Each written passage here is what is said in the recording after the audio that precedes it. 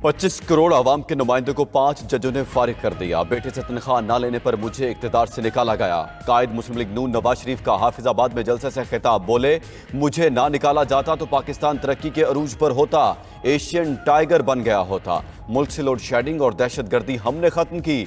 मरीम नवाज बोली, हम 28 मई वाले हैं, 9 मई वाले नहीं। 28 मई वालों ने पाकिस्तान को एटमी ताकत बनाया, 9 मई वाले मुल्क पर हमला करने वाले लोग हैं। नवाज शरीफ ने अपने दौर में मुल्क से दहशतगर्दी को खत्म किया। 8 फरवरी को हाफिजाबाद में शेर धाड़ेगा।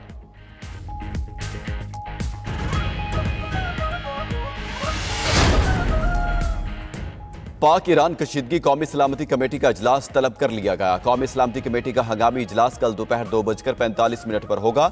इजलास में army chief general Asim Munir समेत दीगर सर्विसेज चीफ्स शरीक होंगे। इजलास में पाक ईरान कशीदगी पर ब्रीफिंग दी जाएगी। दूसरी जानिब निगरान वज़ीर आज़म अनवारुल हक काकड़ ने विफाकी काबीना का इजलास बुला लिया। ज़राए के मुताबिक निगरान विफाकी काबीना का इजलास कल दिन 2 बजे होगा। काबीना इजलास में पाक ईरान सूरत हाल पर ब्रीफिंग दी जाएगी।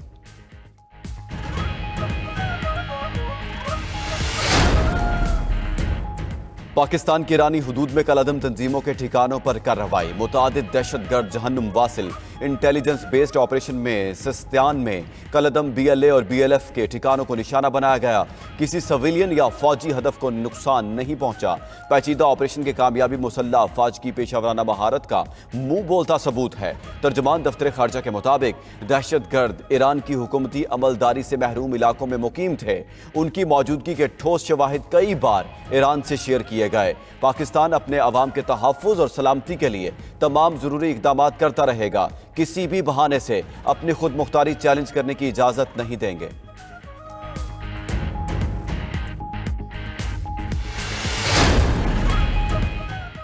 पाकिस्तान में हमलों में मुलविस दहशतगर्दों के ईरान में मौजूद ठिकानों पर स्ट्राइक्स की। हमला आवर ड्रोन्स, रॉकेट्स और दीगर हथियारों से कार्रवाई की। ISPR का बयान, कहा गया कि पनागाहें बदनाम ज़माना दहशतगर्द दोसा उर्फ चेयरमैन बजर उर्फ सौगत की थी। पनागाहें साहिल उर्फ शफीक, असगर उर्फ बिशाम, वजीर उर्फ वजी समेत दीगर भी इस्तेमाल करते रहे। ISPR ने मजीद बताया, किसी भी किस्म के मिस एडवेंचर के बारे में हमारा अज़्म गैर मुतज़लज़ल है। आगे बढ़ने के लिए दो पड़ोसी बरादर ममालिक से बातचीत और ताउन को फ़रोग़ देना चाहते हैं। ईरानी सरकारी न्यूज़ एजेंसी ने ईरान में हमलों की तस्दीक कर दी। सूबा सिस्तान के डिप्टी गवर्नर जनरल अली रजा के मुताबिक हमला अलल सुबह हुआ। हमले में 7 अफराद हलाक हुए। मरने वाले ईरानी शहरी नहीं थे। सरावान सिस्तान की सरहद पाकिस्तान से मिलती है।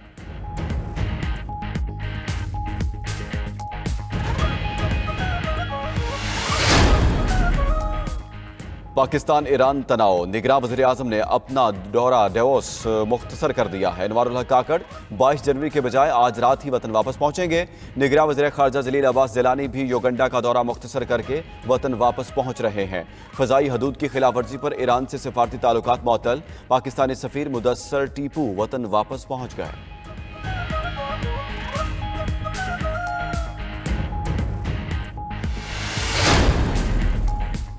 आम इंतखाबात के लिए तैयारियां तेजी से जारी। निगरान वज़ीर आज़म ने सिक्योरिटी, इंतजामी और कानूनी अमूर के लिए 7 रुकनी खुसूसी कमेटी बना दी।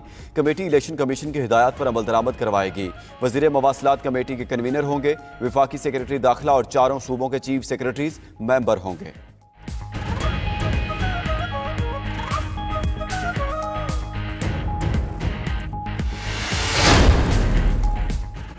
PTI रहनुमा बैरिस्टर गोहर की इलेक्शन कमीशन आमद। इलेक्शन कमीशन हुकाम से मुलाकात। इंतखाबात में लेवल प्लेइंग फील्ड से मुतालिक अपने तहफ़्फ़ुज़ात का इजहार किया। मीडिया से गुफ्तगू में बोले, आवाम से वोट मांगेंगे, जो भी सख्ती आती है बर्दाश्त करेंगे। उनके उम्मीदवार आज़ाद हैं। हॉर्स ट्रेडिंग के खदशात मौजूद हैं, मगर मुखलिस उम्मीदवार मैदान में हैं। पाकिस्तान किसी को दरअंदाजी की इजाज़त नहीं देगा।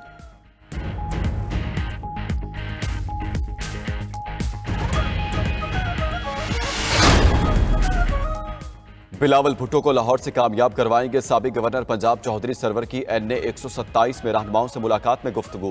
कहते हैं, हम लाहौर और पूरे मुल्क में लेवल प्लेइंग फील्ड चाहते हैं।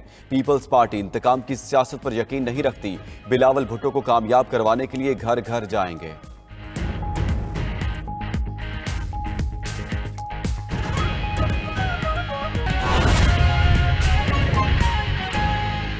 इस्तेहकाम पाकिस्तान पार्टी कल से अपनी बाकायदा इंतखाबी मुहिम शुरू करेगी।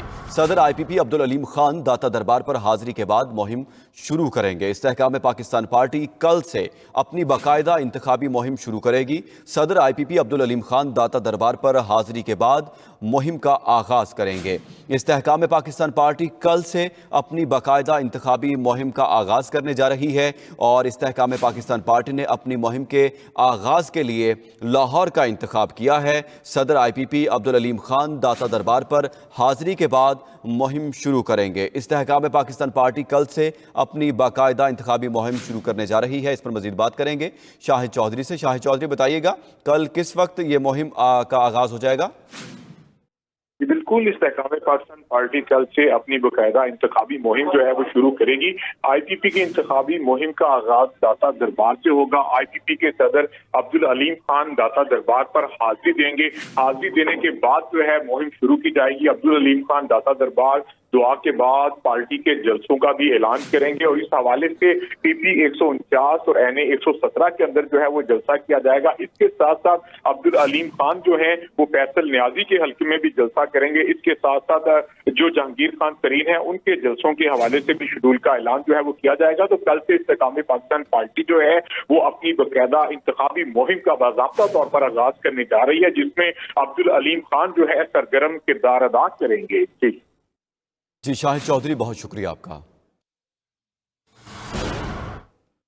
साइफर केस के हवाले से खबर यह है कि साबिक प्रिंसिपल सेक्रेटरी आजम खान का अदालत में बयान। PTI वुकला ने मुतालबा किया कि आजम खान के बयान से पहले कुरान पाक पर हाथ रखकर हल्फ लिया जाए। वुकला की जानिब से तहरीरी दरखास्त देने पर अदालत का इजहार बरहमी। आजम खान ने कुरान पर हाथ रखकर बयान दे दिया है। इस पर मजीद बात करेंगे अपने नुमाइंदे साकिब बशीर से। साकिब बशीर, इस अदालती कार्रवाई के हवाले से मजीद बताइएगा। जी, साइफर केस में आज जो अहम गवाह हैं, साबिक प्रिंसिपल सेक्रेटरी हैं, साबिक जो वज़ीर-ए-आज़म थे बानी PTI, उनके आजम खान, उनका स्टेटमेंट रिकॉर्ड हुआ है। आज जब वो कमरा अदालत में आए तो उस वक्त बानी PTI भी रोस्टम पे आ गए और उन्होंने अदालत को कहा कि इनको कुरान पर हाथ रख के हलफ लिया जाए इनसे। उसके बाद दरखास्त भी दी गई और ये कहा कि उन्होंने कुरान मंगवाया गया, उस पर हाथ रखा उन्होंने और उसके बाद उस कुरान पाक को चूमा और उसके बाद हलफ लेकर उन्होंने अपना स्टेटमेंट रिकॉर्ड कराया। और जो आजम खान है उन्होंने अपने स्टेटमेंट में ये कहा है कि जो साइफर था उसकी कॉपी प्राइम मिनिस्टर ऑफिस में आई थी। उससे कबल ही शाह महमूद कुरैशी जो है वो वज़ीर-ए-आज़म को इस हवाले से आगाह कर चुके थे और उसके बाद ये कॉपी वज़ीर-ए-आज़म को दी गई। उन्होंने ये कहा है कि जब तक मैं इस ऑफिस में था बतौर प्रिंसिपल सेक्रेटरी तब तक ये कॉपी जो है वो वहाँ से वापस नहीं हुई। और उसके बाद उन्होंने ये भी कहा कि जो वज़ा करदा उसूल है, ज़वाबित हैं, उसके मुताबिक ये कॉपी जो है वो वापस जानी होती है वज़ारत खारजा में। ओरिजिनल जो साइफर है वो जो है वो उन्होंने कहा वज़ारत खारजा में मौजूद है, लेकिन कॉपी भी वापस जानी होती है जो नहीं गई। तो आज आजम खान जो है उनका स्टेटमेंट जो है अदालत ने साइफर केस में रिकॉर्ड कर लिया है।